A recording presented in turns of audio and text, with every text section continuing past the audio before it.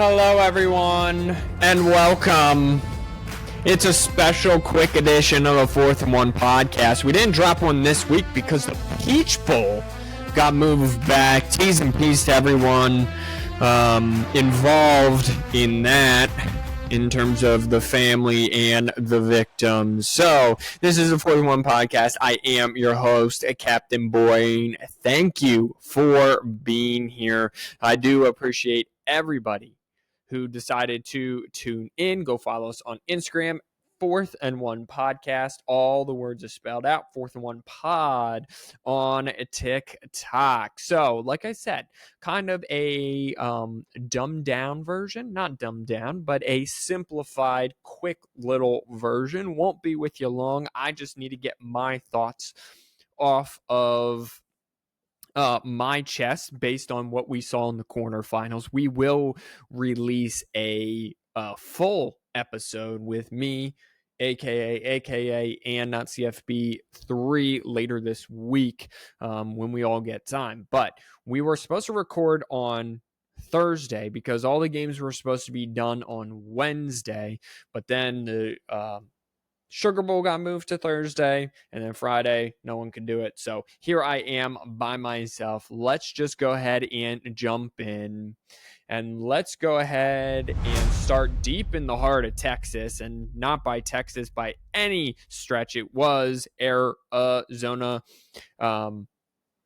Or what? Oh, no, I'm sorry. It was the Chick-fil-A Peach Bowl. So it was the Peach Bowl. It was in Atlanta. It was the Arizona Sun Devils and the Texas Longhorns. And first and foremost, I just want to preface this for everybody. I'm out on Texas.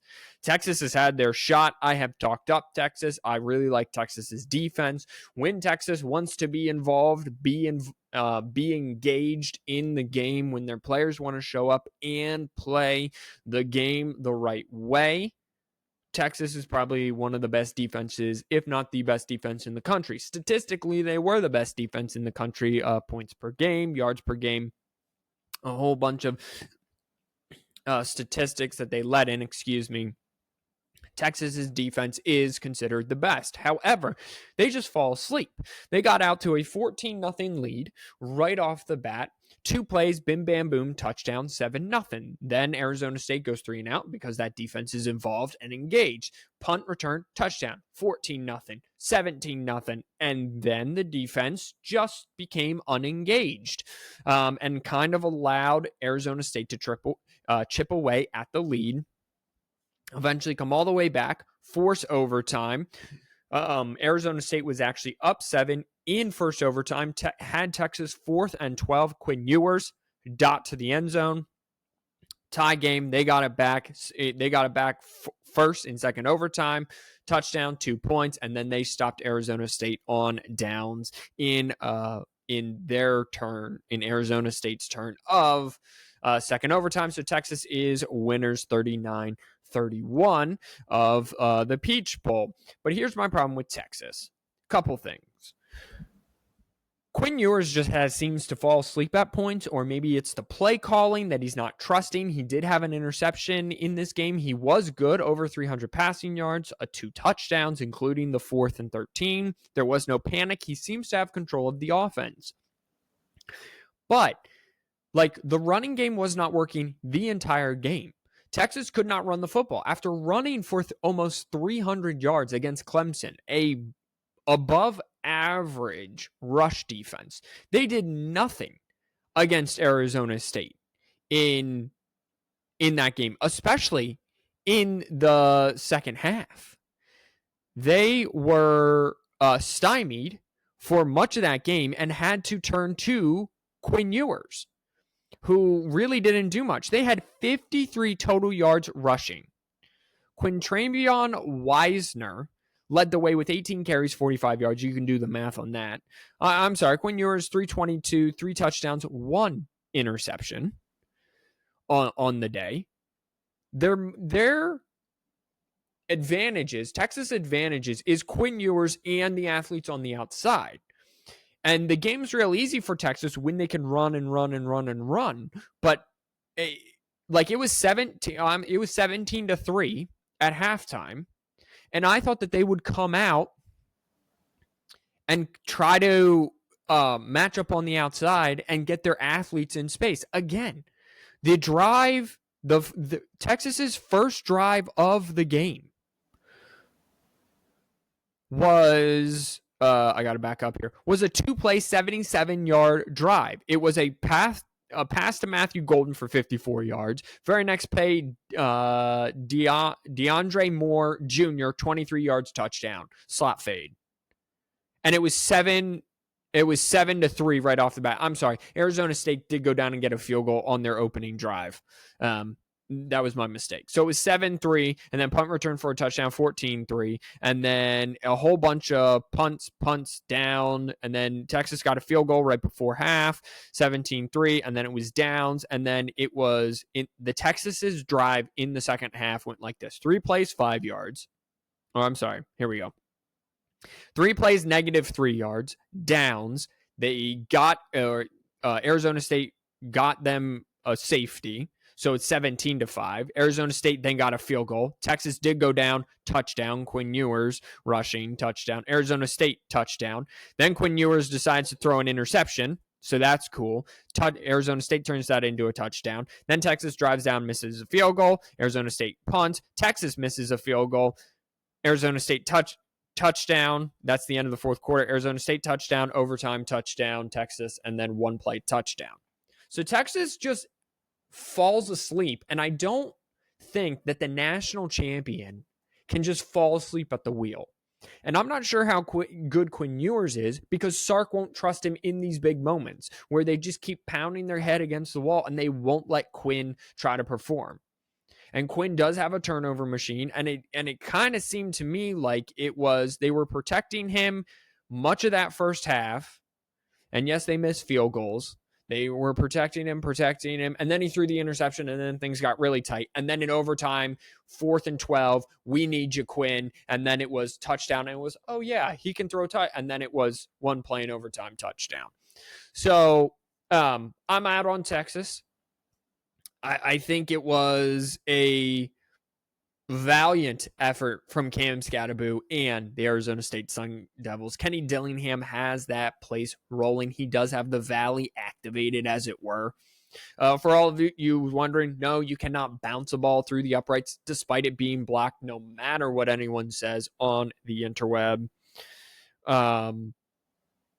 So that's just where Cam Skattebo was excellent. I actually just closed that tab. Let me see if I can get back into it, because his stat line is unreal. Let me just read it off for you real quick. Cam Skattebo did have 1 pass for 42 yards and a touchdown. Cam Skattebo had 30 carries for 143 yards, 5 yards a carry, and 2 touchdowns. Oh, and Cam Skattebo was also the leading receiver for Arizona State. 1 pass, 99 yards. He did not get in the end zone, but he got it real close. He was the offensive MVP for the game, even though he lost. He was the best player on the field. He was the most consistent player on the field. Arizona State was excellent all game. They just kept fighting, even being down 14-3 early. They just kept battling in that third quarter. Things aren't going their way. They get a safety, they get a field goal. Then Texas goes down, and it's 28 to 8, or it's 24-8, excuse me, but they just keep coming, and they were in positions to win the game. So was Texas at the end of regulation.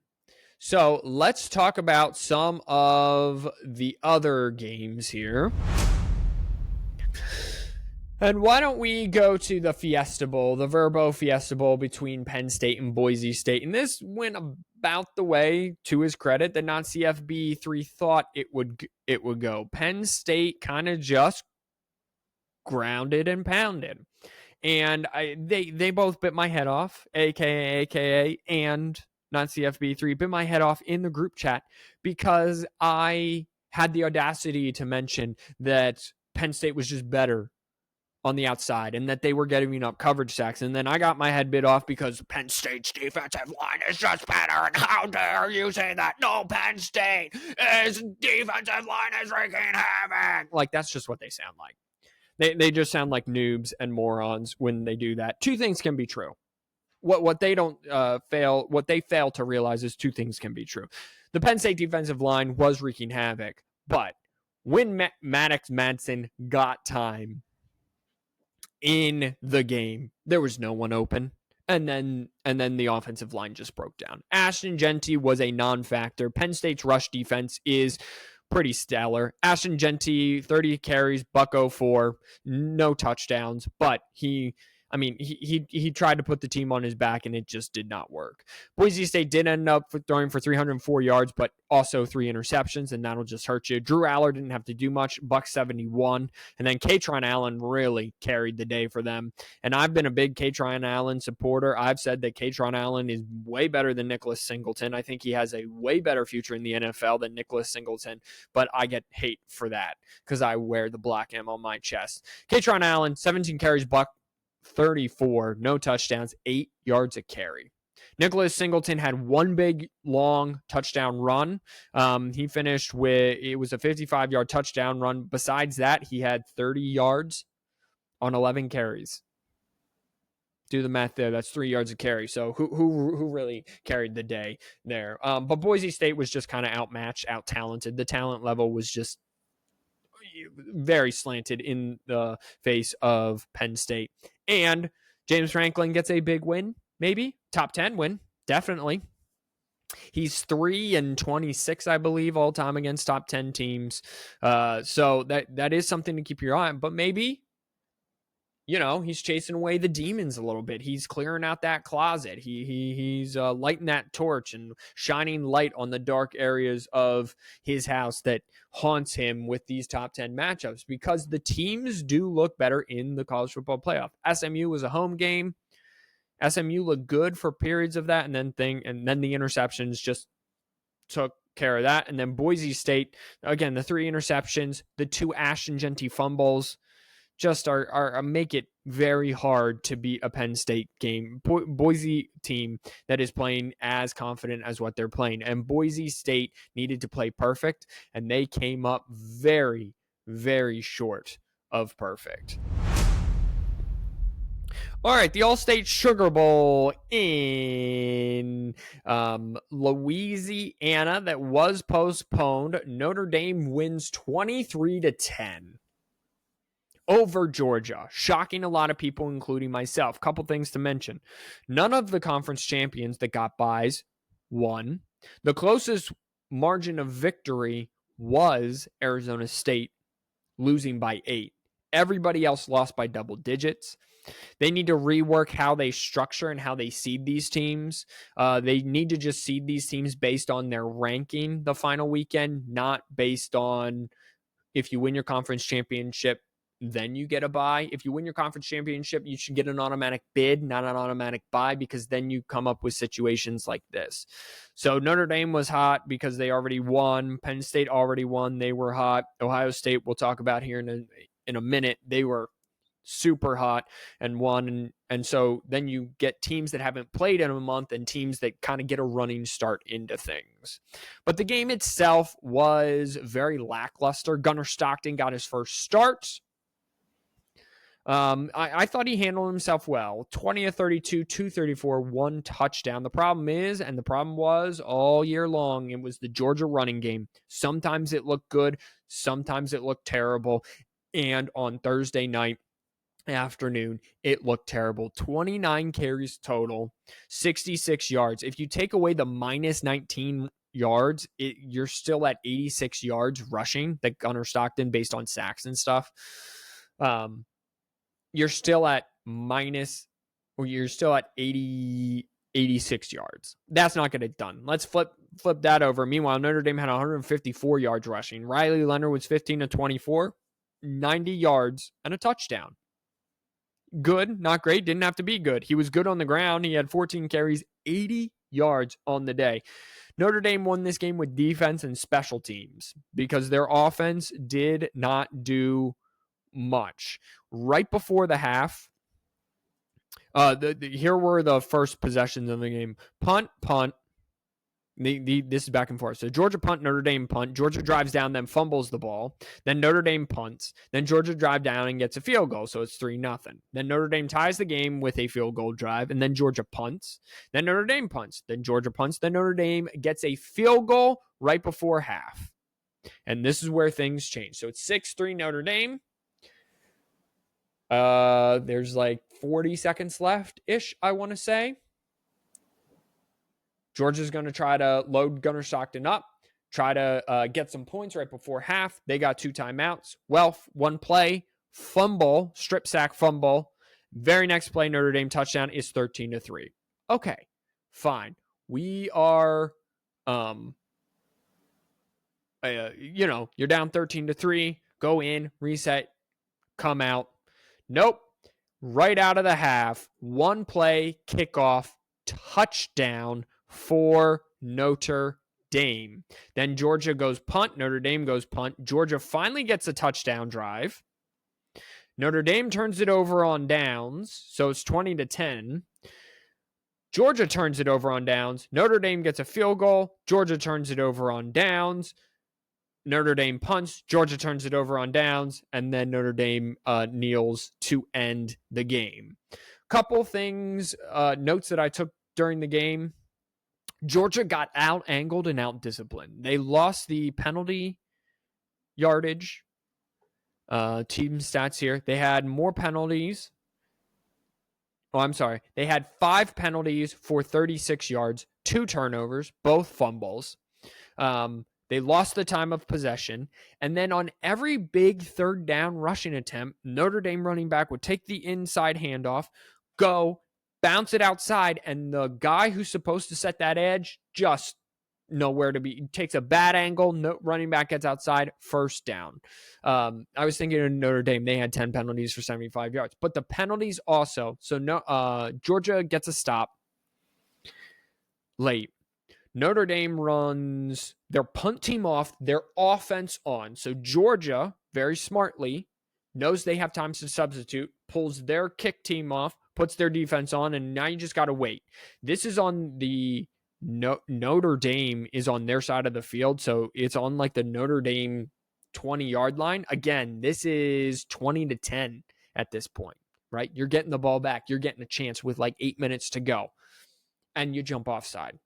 And it's 4th and 4, so it gives them a first down. Just very unusual Georgia all year. Couldn't run the ball, got out angled in big games, undisciplined in big games, in key moments, fumbling the football, huge drops. They had a wide open touchdown, a receiver dropped. They had a deep pass down the sideline. I believe that was first half that they ended up getting a field goal out of in the second quarter. Down the sideline, the kids on the sideline for Georgia are all excited, get in the ref way on the sideline, 15-yard penalty. It would have been down like at the 7, backs them up to the 18 or, whatever 15 yards of 7 is, the 22-yard line. They have to settle for a field goal. So just very unusual, undisciplined, out-angled all year long for Georgia. Gunnar Stockton, I think, will be a star. He's got to learn to throw with some touch. He throws everything at 110 miles an hour. His legs are an absolute asset. They just need to be able to run the football next year, and I think that they will. The team is very young, but they got to also develop some of the weapons on the outside, because without elite weapons on the outside or an elite run game, pick one of the two, and Georgia has neither right now, and Georgia needs at least one. When Georgia was on that 3-year streak of just dominance, their run game was good. They had Brock Bowers, they had elite running backs, and right now they don't have elite running backs, they don't have elite tight ends, they don't have elite wide receivers as of right now. Can't say they can't develop into that. Their offensive line, their left tackle was just getting bullied all game long by the Notre Dame defensive line. He actually was benched at one point after the strip sack that made the game 13-3 right before. He was benched, replaced, so I'm sure he'll enter the transfer portal. So just very unusual. I was very caught off guard by how unprepared, not unprepared because they were prepared, just undisciplined. And again, it's not a word, but it's out-angled. In every key situation, no one's setting the edge, or they set the edge and they just take a horrible angle and the running back just beats him to the outside, or Riley Leonard just beats him to the outside. Wide receiver, runs a little 5-yard hitch and the safety just has to come up and make a tackle. Takes a bad angle. It's a first down, jumps offside on 4th down when you have them stopped. So lots of things to come from Georgia next year, I'm sure. Kirby will get these guys coached up, but very unusual loss for the Dogs down there in Athens. All right, and then finally, what was supposed to be the game of the day on Wednesday turned out to be anything but. It was 34-0 in the blink of an eye, and whatever Michigan did to Ohio State to unlock this monster, they need to go back and undo. Okay, because Will Howard was 17 of 26, 319, and 3 touchdowns, no interceptions. They ran for 181 yards, 6 yards a carry. Jeremiah Smith had 7 catches for $187 and 2 touchdowns. Emeka Egbuka had 5 catches for 72 yards and a touchdown. They had 2, 4, 6, 7, 8 sacks of Dylan Gabriel through the game. Oregon really wasn't able to do anything. They ran the ball, final total, sacks and all included, for negative 23 yards on 28 carries. If you take away the sack yardage, they had 18 yards total on the ground on 9 carries. 2 yards an average. So really shut him down. Really no turnovers there. Dylan Gabriel ends his career in the record books. He has the most starts. He has the most passing yards, completions, touchdowns, I believe, as well. So he left college football better than when he found it in terms of being a quarterback. However, could not finish off Ohio State or even come close. But here's the deal. I don't know what Ryan Day and Chip Kelly specifically were doing the whole season. And I don't know what their defensive coordinator was doing the whole season.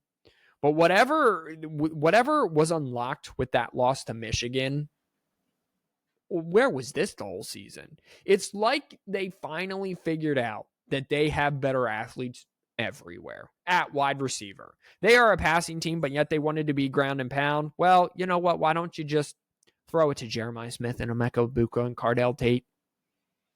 Like NG Scott, your tight end. They're just better. On defense, why don't you just put Caleb Downs in the middle of the field and just say, you know what? Everyone else is going to be playing cover 3. You just kind of do whatever. I have no idea. The defense wasn't awful at all throughout the year, but it's on another level. Ohio State is so in their bag right now that it looks like when they are on offense, they know what the defense is calling, and they call the right play to just have a big gain.